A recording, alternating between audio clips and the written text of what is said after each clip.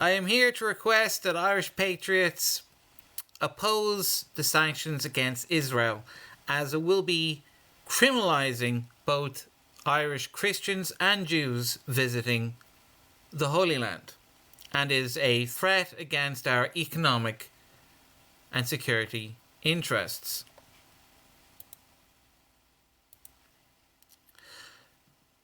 Now, the current bill against Israel, it's clearly extension of the Occupied Territories Bill. So if those sanctions that both People Before Profit and Sinn Féin are asking for are implemented, that means that when Irish people, be they Christian or Jewish, visit the Holy Land, such as East Jerusalem, you want to see where Jesus was whipped and tortured. You could visit Bethlehem, where Jesus was born, or you might want to visit Hebron, a city founded by Abraham, the father of both Jews and nationalism. If we purchase something like this cross that my Jewish friend gave me, we could be facing up to 250,000 euros worth of fines or 5 years in jail. And I just don't want that hanging over my head. I would just like to freely visit the historic and holy sites without being criminalised. And because the new bill, the Sanctions Against Israel, is being proposed by People Before Profit, which is a militantly atheist and communist party with a history of violence, be it the Battle of Pear Street, Drogheda, Dundalk, East Wall. In the city centre, they're openly calling for violence. There has been situations in the past few weeks where both Jewish and evangelical events have been protested against by the far left. And you look at that disastrous St. Patrick's Day speech by the president, it just shows us that Ireland is going back to the dark days of sectarian violence. I mean, it's not just Jews, it's Christians as well. Because first they come after the Saturday people, and then they come after the Sunday people.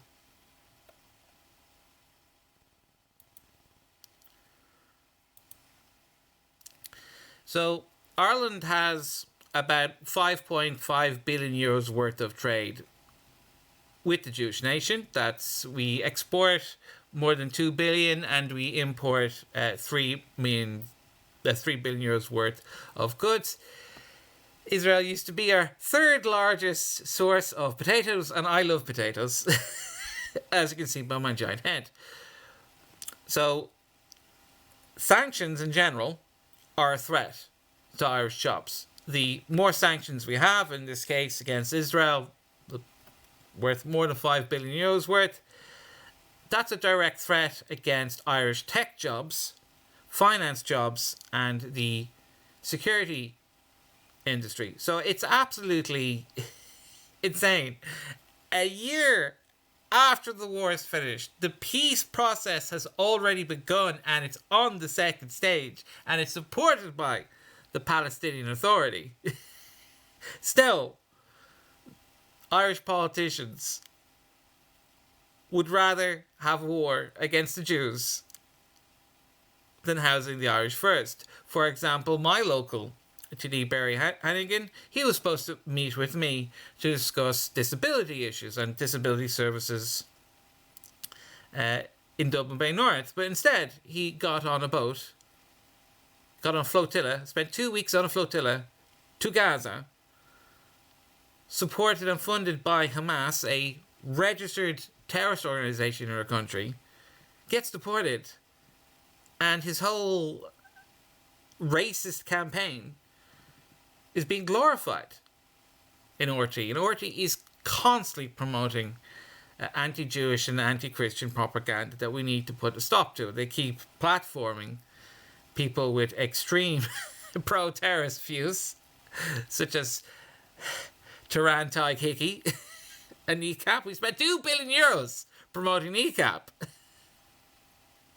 Instead of increasing ambulance or Garda pay or all that money that we spent on this lost cause could be spent on improving Irish infrastructure projects and supporting our frontline workers.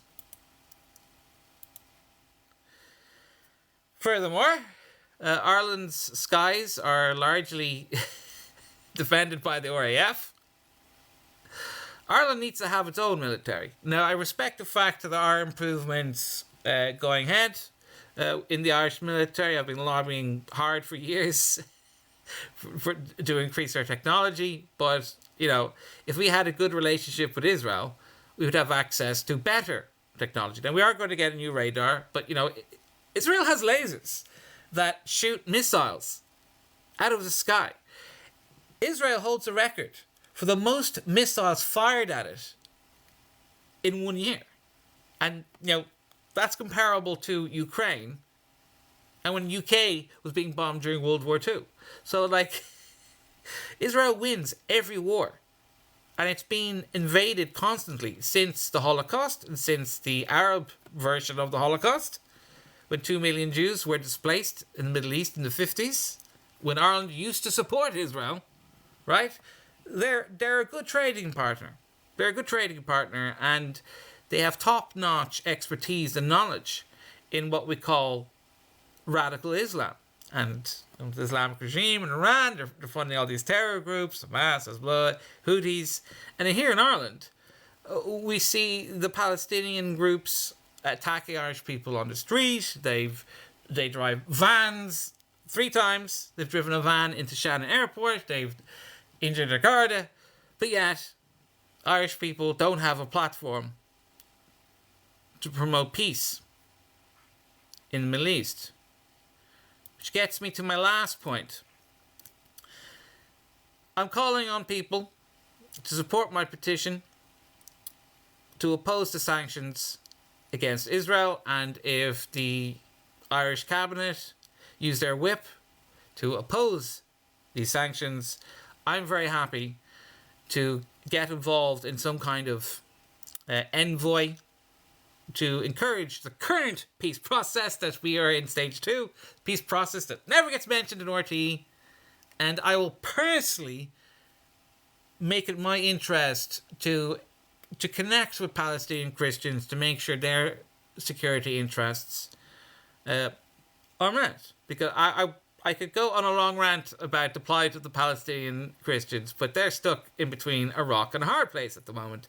And I'm currently engaged in conversations with Palestinian Christians to try and get their views across. So, support my petition to oppose the sanctions against Israel.